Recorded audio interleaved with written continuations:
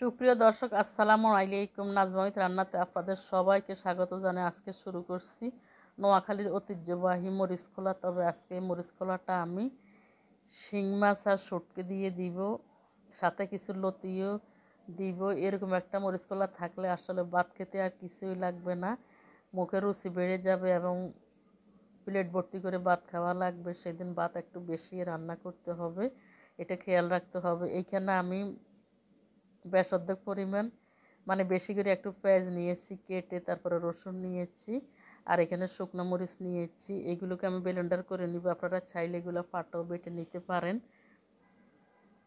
আমার রেসিপিটা দেখার আগে একটা লাইক দিয়ে ভিডিওটা দেখা শুরু করে দিবেন। এখানে আমি একটি ব্লেন্ডারের জার নিয়েছি, আবার এটার মধ্যে আমি পেঁয়াজ রসুন মরিচগুলোকে দিয়ে দিচ্ছি। আর পেঁয়াজটা একটু বাড়াই দিবেন। এরপরে রসুনটা সেকেন্ড থাকবে, থার্ডে থাকবে আপনার শুকনো মরিচ। আপনারা চাইলে কাঁচামরিচ দিয়েও করতে পারেন। এবার এগুলো দেওয়া হয়ে গেছে, এবার মুখটা বন্ধ করে ব্লেন্ডারটা করে নিচ্ছি। এদিকে আমি চুলার উপরে একটি ফ্রাই প্যান দিয়ে এর মধ্যে হাফ কাপ পরিমাণ সয়াবিন তেল দিয়ে গরম করে রেখেছি। এ পর্যায়ে ব্লেন্ডার করা মরিচগুলো দিয়ে দিচ্ছি।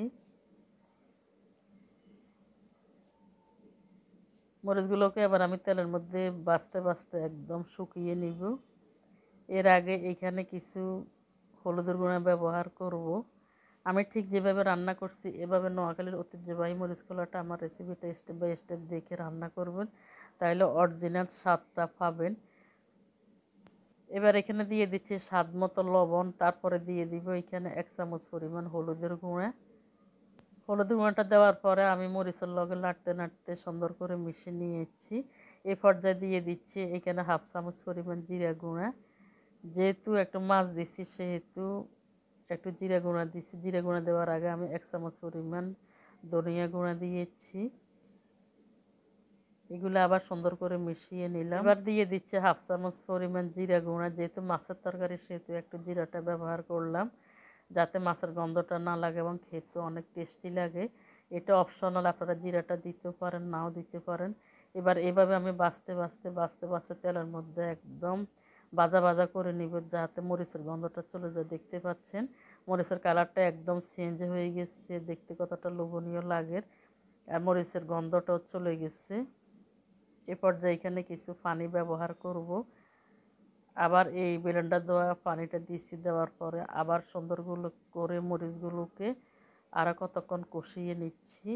ঢাকাটা সরিয়ে নেওয়ার পরে আমি আবার মরিচগুলোকে নেড়ে চেড়ে নিয়েছি। এবার আগে থেকে কুটে ধুয়ে পরিষ্কার করে রাখা আমি শিং মাছগুলোকে এখানে দিয়েছি। দেখতে পাচ্ছেন শিং মাছগুলো একদম পাতলা পাতলা করে কেটে নিয়েছি।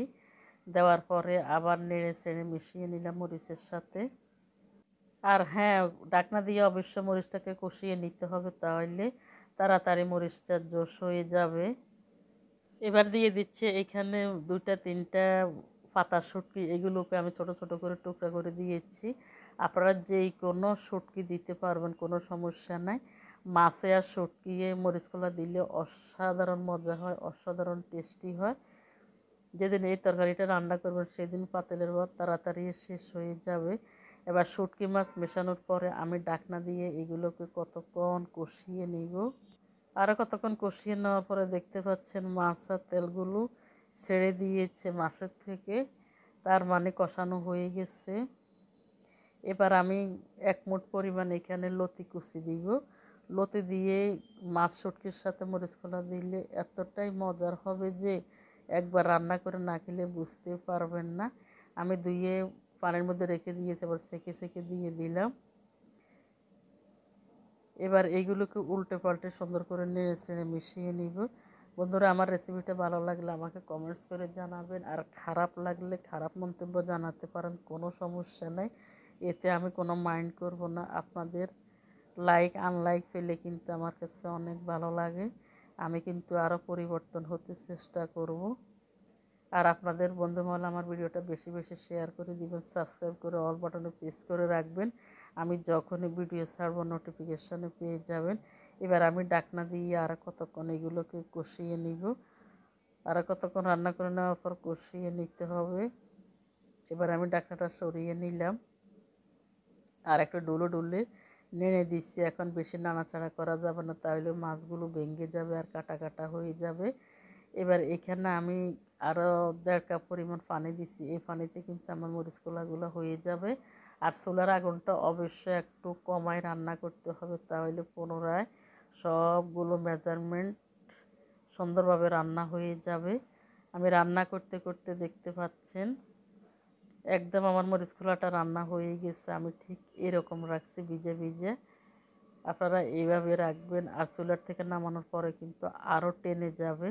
এরকম এক টুকরা মাছ শুটকি আর লতি দিয়ে ভাত খেতে এতটাই মজার হবে, রুটি পরোটা দিয়ে খেতে অসম্ভব মজার হবে। সবাই ভালো থাকবেন, সুস্থ থাকবেন। দেখতে পাচ্ছেন কতটাই লোভনীয় লাগছে। বাবুরে আমি অনেক অসুস্থ থাকা অবস্থায় ভিডিও তৈরি করি আপনাদের জন্য, আপনাদেরকে একটু দেখাবো বলে।